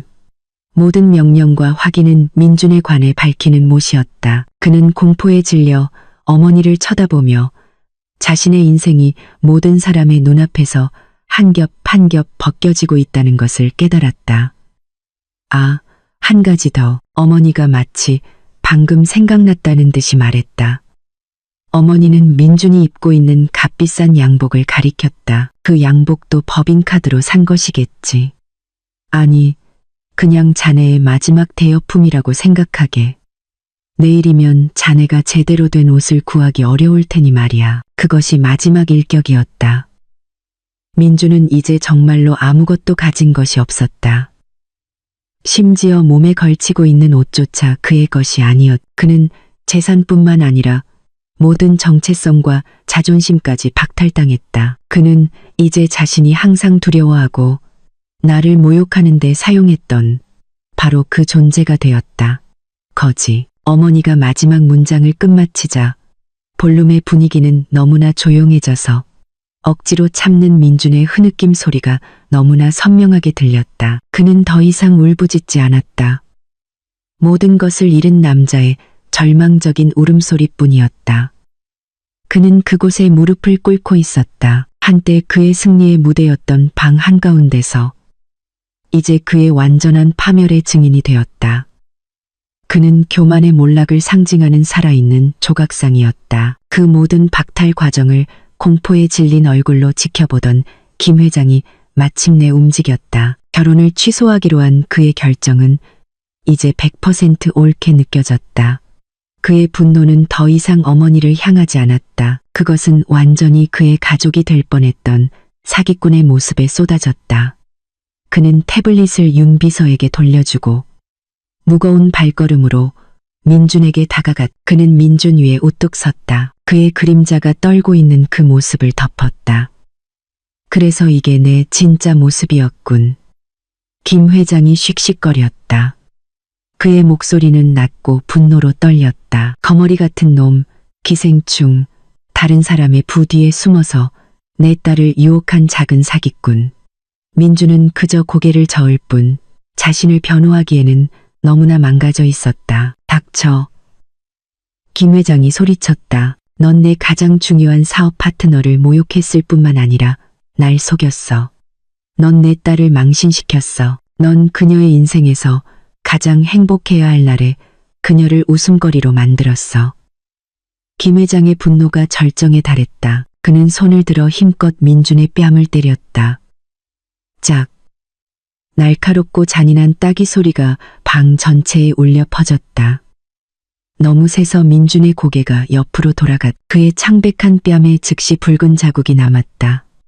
그 폭력 행위는 카타르시스였고 방금 일어난 정신적 파괴에 걸맞은 육체적 처벌이었다. 아무도 김 회장을 비난하지 않았다. 심지어 그것을 본 몇몇 하객들로부터 동의의 끄덕임도 있었다. 약간의 분노를 표출한 후 김 회장은 여전히 굳어있는 하객들을 향해 돌아섰다. 그는 다시 무대 위로 올라가 바닥에 놓여있던 마이크를 집어들었다. 그의 얼굴은 돌처럼 굳어 있었다. 모든 하객 여러분께 그가 강하고 분명한 목소리로 말했. 다시 한번 반복합니다. 제 딸 김유라와 이 남자의 결혼은 그는 혐오스럽게 민준을 가리켰다. 취소되었습니다. 또한 여러분 모두 앞에서 민준은 사기꾼임을 공표하고 싶습니다. 저 김진태와 모든 진태건설은 다시는 그와 거래하지 않을 것입니다. 그리고 여러분의 사업을 위해서라도 여러분 모두 똑같이 하실 것을 권고합니다. 그것은 포고령이었고 민준을 이 도시의 사교계와 재계에서 왕따로 만들 율법이었다. 그는 재산을 잃었을 뿐만 아니라 방금 명성과 미래도 잃었다. 그는 영구적으로 블랙리스트에 올랐다. 한편 완전히 정신을 차린 유라는 이제 엉엉 울고 있었다. 하지만 그녀의 눈물은 민준을 위한 것이 아니었. 그녀는 자신을 위해 산산조각 난 자존심을 위해 울었다. 그녀의 꿈의 결혼 파티는 가장 수치스러운 악몽으로 변해버렸다. 분노와 수치심에 찬 그녀의 아버지는 그녀가 운명을 한탄할 시간을 주지 않았. 김 회장은 무대에서 내려와 딸의 팔을 거칠게 잡았다. 집에 가자. 이 창피한 파티는 끝났어. 그는 유라의 드레스가 끌리는 것이나 그녀의 흐느낌에도 아랑곳하지 않고 소리쳤다. 그는 딸을 군중 사이로 끌고 가며 민준을 그대로 내버려 두었다. 주요 드라마가 끝난 것을 보고 하객들이 움직이기 시작했다. 마치 개미집이 흐트러진 개미들처럼 그들은 재빨리 흩어지기 시작했다. 더 이상 아무도 이 부정적인 에너지와 파멸로 가득 찬 곳에 오래 머물고 싶어 하지 않았다. 그들은 작은 무리를 지어 밖으로 나가며 속삭이고 민준을 동정의 눈으로 힐끗 쳐다보고 어머니를 존경과 두려움이 뒤섞인 눈으로 바라보았다. 아까 가장 크게 웃었던 민준의 친구들은 이제 그가 마치 전염병인 양 그의 시선을 피하며 가장 먼저 서둘러 떠나는 사람들이 되었다. 15분도 채 안 되어 1000명의 하객으로 붐비던 볼룸은 이제 텅 비어버렸다. 방구석에 어색하게 서 있는 웨이터들. 뷔페 테이블에 손대지 않은 채 산처럼 쌓인 호화로운 음식, 그리고 아름답지만 이제는 차갑고 조롱하는 듯한 꽃 장식만이 남아 있었다. 그리고 그 모든 것의 한가운데 민주는 여전히 혼자 무릎을 꿇고 있었다. 밝게 빛나던 크리스털 샹들리에가 호텔 직원들에 의해 하나씩 어두워지기 시작하며 쇼가 정말로 끝났음을 알렸다. 긴 그림자가 대리석 바닥을 기어다니며 모든 것을 어둠 속으로 삼켰다. 민준 뒤에 웅장한 하얀 주레단은 이제 그의 모든 꿈과 교만의 무덤을 표시하는 거대한 묘비처럼 보였다. 집에 가자, 나리야. 어머니의 부드러운 목소리가 내 몽상을 깨뜨렸다. 나는 고개를 끄덕였다. 어머니는 내 손을 잡고 출구를 향해 걸었다. 우리는 그 부서진 화려함의 잔해를 지나 조용히 걸었다. 문턱을 넘기 직전에 나는 잠시 멈춰서 뒤를 돌아보았다. 나는 그를 보았다. 한때 내 남편이었고 내가 사랑했던 그 남자의 모습은 이제 어둡고 텅 빈 방 한가운데 있는 비참한 실루엣에 불과했다. 그의 비통한 흐느낌이 유일하게 남은 소리였다. 나는 내 마음속에서 어떤 감정을 찾으려 기다렸다. 내가 그를 불쌍하게 여겼을까? 아니, 그의 고통에 기뻐했을까? 이상하게도 그것도 아니었다. 내가 느낀 것은 오직 평화로운 공허함뿐이었다. 지난 1년 동안 내 가슴을 짓누르던 무거운 짐이 이제 들어 올려졌다. 나는 더 이상 그에 대해 아무것도 느끼지 않았다. 그리고 그것은 세상에서 가장 안도되는 느낌이었다. 나는 마침내 정말로 자유로워졌다. 그랜드 아너스 호텔의 드라마틱한 밤 이후 2주가 흘렀다. 평생처럼 느껴진 2주였다. 오늘 아침 나는 더 이상 기와 틈으로 스며드는 햇살에 잠을 깨지 않았다. 나는 벽만큼 높은 유리창이 있는 넓은 방에서 잠을 깼다. 창밖으로는 서울의 풍경이 아래에 반짝이는 양탄자처럼 펼쳐져 있었다. 내가 내린 커피 향은 값싼 커피가루가 아닌 갓 갈아낸 고급 원두에서 나는 향이었다. 우리는 대한그룹 소유의 아파트 건물 꼭대기에 있는 펜트하우스. 어머니가 수도에 볼 일이 있을 때 쉼터라고 부르시던 곳에 있었다. 이것이 어머니의 진짜 세계였다. 그동안 나를 속이려던 것이 아니라 나를 보호하기 위해 숨겨오셨던 세계. 나는 피부에 부드럽게 느껴지는 실크 가운을 입고 거실의 편안한 벨벳 소파에 앉아 있었다. 내 손에는 태블릿이 있었고 화면에는 온 나라의 화제거리가 된 뉴스들이 떠 있었다. 세기의 가장 스펙터클한 파혼에 대한 뉴스였다. 기자들은 온갖 방법을 동원해 참석했던 하객들로부터 이야기 조각들을 모았다. 민준, 김유라, 그리고 모든 사람을 가장 궁금하게 만든 박선의 회장님의 이름이 모든 주요 뉴스 헤드라인을 장식했다. 나는 첫 번째 기사를 읽었다. 제목은 민준, 빚더미에 가라앉은 가짜 왕자. 거기에는 민준이 현재 여러 건의 소송에 직면해 있는 상황이 적혀 있었다. 김 회장은 그를 사기 및 명예훼손으로 고소했다. 결혼식 기획사는 그가 수십억 원에 달하는 파티 비용 잔금을 지불하지 못했다는 이유로 그를 고소했다. 파파라치가 간신히 찍은 민준의 최근 사진은 정말 비참했다. 그는 변호사 사무실에서 헬쑥한 얼굴, 헝클어진 머리, 그리고 며칠 전에 입었던 것과 같은 옷차림으로 나오는 모습이었다. 그가 항상 보여주던 성공한 젊은 임원의 이미지와는 거리가 멀었다. 두 번째 기사는 김 회장 일가의 운명을 다루었다. 진태건설의 주가는 몇 포인트 하락했다가 김 회장이 공식적으로 민준과의 모든 관계를 끊고 대한그룹에 간접적으로 사과하는 공개 성명을 발표한 후에야 안정되었다. 신부였던 유라는 심각한 우울증을 겪으며 은둔하고 있다고 전해졌다.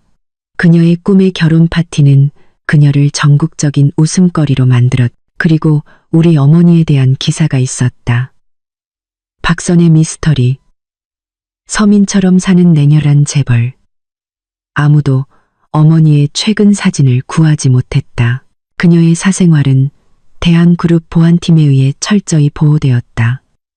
어머니는 더욱 신비로운 전설적인 인물이 되었다. 몇 마디 말로 비즈니스 왕조를 무너뜨릴 수 있는 인물.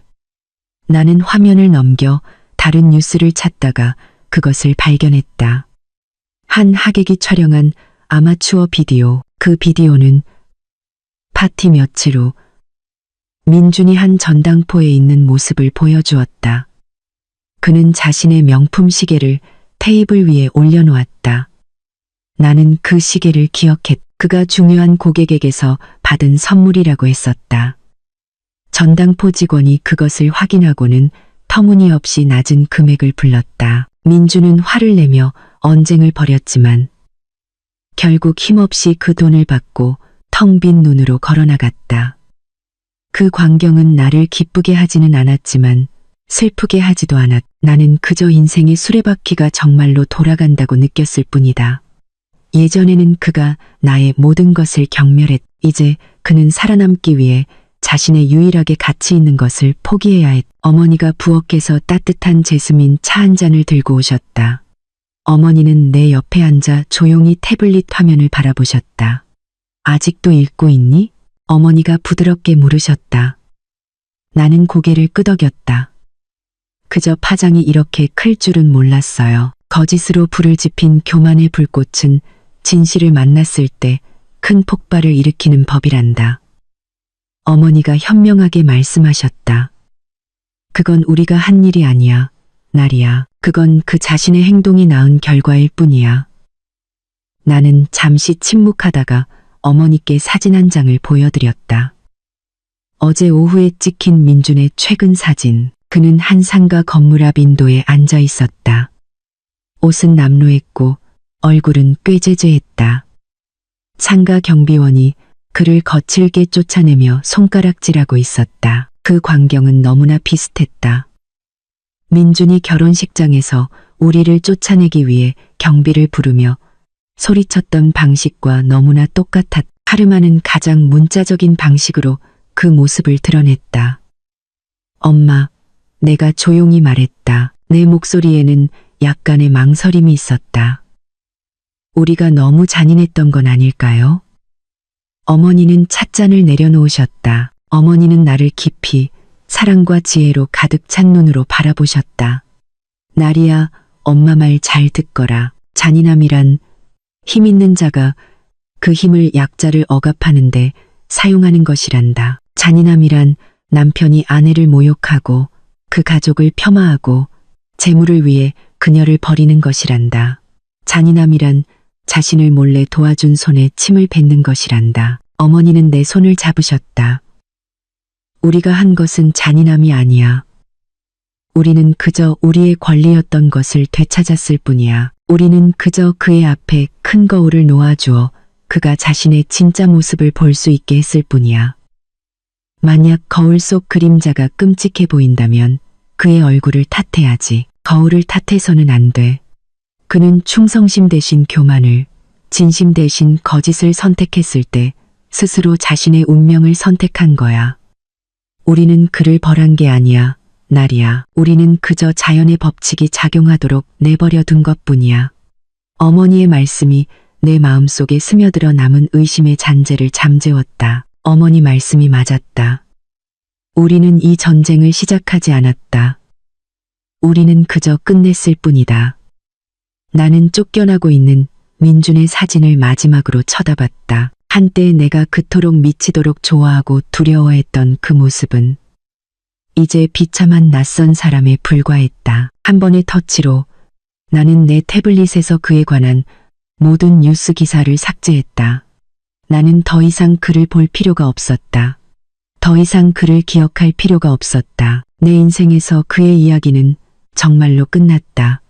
나는 일어나 거대한 창가로 걸어가 내 아래 펼쳐진 도시를 바라보았다. 이 높이에서 보니 아래의 모든 문제들이 너무나 작아 보였다. 나는 깊은 숨을 들이쉬며 깨끗한 아침 공기가 폐를 가득 채우는 것을 느꼈다. 어깨에 짐이 벗겨졌고 마음의 상처가 아물었다. 아주 오랜만에 처음으로 나는 평화를 느꼈다. 나는 다시 온전해진 기분이었다. 1년이 흘렀다.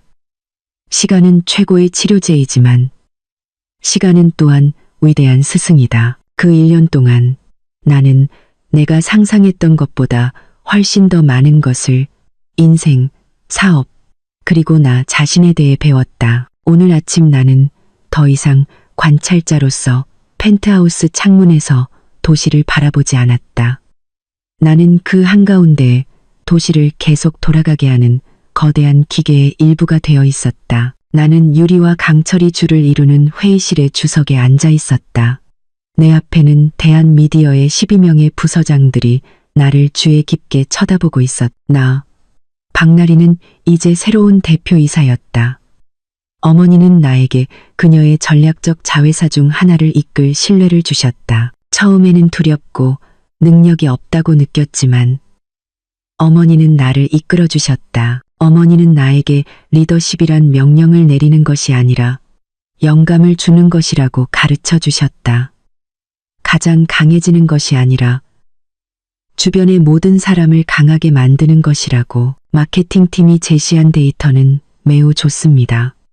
내가 말했다. 내 목소리는 조용한 회의실 안에서 명확하고 자신감 있게 들렸다. 하지만 저는 우리가 교육적이고 인간적 가치를 높이는 콘텐츠에 더 집중했으면 합니다. 수익도 중요하지만 우리가 다음 세대를 위해 남기는 유산이 훨씬 더 중요합니다. 다음 주까지 새로운 제안서를 제출해 주세요. 부서장들은 동의하며 고개를 끄덕였다. 회의가 끝났다. 그들이 방을 나갈 때 나는 그들의 눈에서 존경의 빛을 보았다. 내가 박선혜 회장님의 딸이기 때문이 아니라 지난 몇 달 동안의 내 성과를 보았기 때문이었다. 나는 더 이상 수줍고 연약한 나리가 아니었다. 나는 리더였다. 내 과거의 상처는 힘으로 변모하여 나를 더 현명하고 공감 능력 있는 사람으로 만들어 주었다. 오후의 일을 마친 후 나는 항상 내게 평화의 원천이 되어 주었던 곳으로 차를 몰았다. 호화로운 펜트하우스가 아니라 내가 자란 좁은 골목의 작은 집으로. 그 집은 이제 달라 보였다. 완전히 리모델링되어 아담하고 편안한 작은 집이 되었다. 페인트 칠은 새로 했고 정원은 깔끔하게 정돈되었지만 그 소박함은 그대로 유지되었다. 나는 그곳 뒷마당 테라스에서 어머니를 발견했다. 어머니는 즐겁게 접시꽃에 물을 주고 계셨다. 어머니는 여전히 소박한 무늬의 홈드레스를 입고 계셨다. 어머니의 모습은 조금도 변하지 않으셨다. 예전에 우리를 비웃던 최 여사님을 포함한 이웃들은 이제 그저 담소를 나누거나 지금은 취미로만 만드시는 어머니의 떡을 사기 위해 자주 들렀다. 그들은 어머니를 박 여사님이라고 부르며 깊은 존경심을 표했다. 엄마, 정말 펜트하우스로 이사 안 하실 거예요?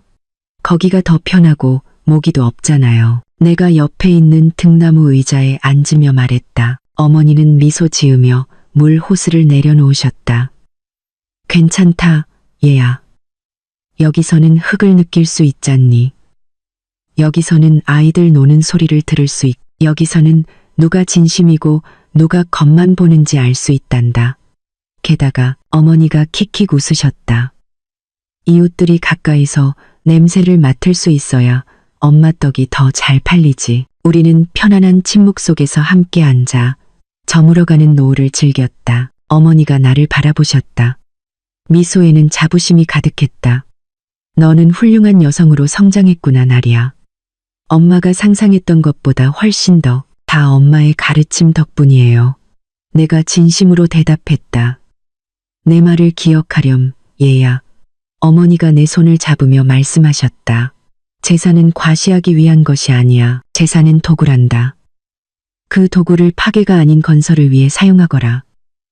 우리가 사랑하는 사람들을 보호하고 도움이 필요한 다른 사람들의 지위를 높이는 데 사용하거라. 나는 그 조언을 마음속 깊이 새기며 고개를 끄덕였다. 바로 그때 내 휴대폰 화면에 뉴스 알림이 떴다. 나는 생각 없이 열었다. 뉴스 헤드라인은 짧고 간결했. 전 사업가 민준, 사기 및 횡령 혐의로 징역 5년 선고. 나는 내용을 대충 훑어보았다. 몰락 이후 민준은 교훈을 얻지 못했던 모양이다. 그는 자신의 가짜 명성의 잔재를 이용해 소규모 투자자 몇 명을 상대로 투자 사기를 치려했다. 마침내 진정한 법이 그를 붙잡았다. 그는 자신의 모든 행동에 대해 합당한 대가를 받았다. 더 이상 사회적 카르마뿐만 아니라 법적 정의까지. 나는 잠시 그 뉴스 헤드라인을 쳐다보았다. 기쁨도 증오도 없었다. 그저 마침표, 내 인생의 어두운 장의 절대적인 끝이었다. 나는 휴대폰 화면을 끄고 가방에 다시 넣었다.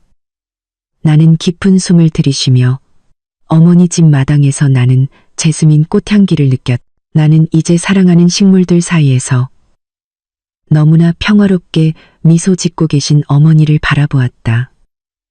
그분이야말로 진정한 회장님이셨다. 재산이나 권력 때문이 아니라 그 지혜와 너무나 넓은 마음 때문에. 나는 어머니께 인사를 드리고 차로 향했다. 그 좁은 골목을 천천히 빠져나오면서 나는 백미러에 비친 내 모습을 보았다. 뒤를 돌아보는 그 여인은 희생자가 아니었다. 그녀는 생존자였고 리더였으며 자랑스러운 딸이었다. 그리고 가장 중요한 것은 그녀는 자신의 앞에 펼쳐진 밝은 미래를 맞이할 준비가 된 자유로운 여인이었다는 것이다. 민준에 대한 이야기는 끝났다. 이제 박나리에 대한 이야기가 막 시작되었다.